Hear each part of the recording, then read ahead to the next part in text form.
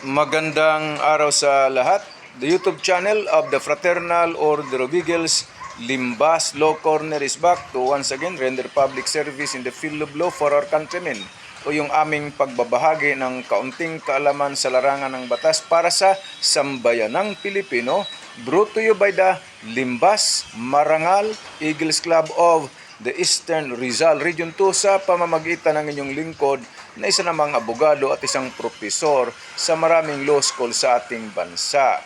Okay, kahapon habang kami dumaan sa isang national highway, meaning pinagawaan ng Department of Public Works and Highways, napansin namin, ang daming motor, mahigit 50 motor ito sunod-sunod nakaparada at ang daming tao. Okay?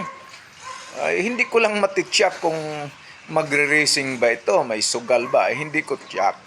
Kaya lang, pinapayagan ba ito na doon mismo sa highway, sa gilid, sa kalsada, pinapayagan ba ito ng batas na doon sila nakapark ang mga motor kahilera? Mahigit 50 ito, ang daming tao. Ay syempre hindi, pero hindi lang yon.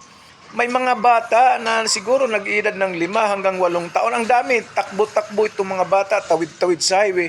At merong mga bata pa rin, itong maliliit na bata, nakabisikleta, napagiwang-giwang dyan sa highway na napakadelikado. Ay syempre, itong mga kabataang ito, wala namang kamuwang-muwang pa.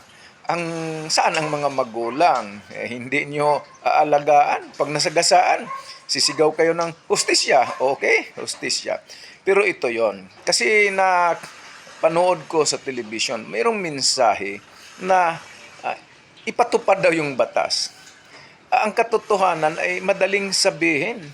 Pero kung pagpapatupad talaga ng batas tulad nito, hindi ganun kadali. Lalo na malapit na ang eleksyon. Sinong magpapatupad?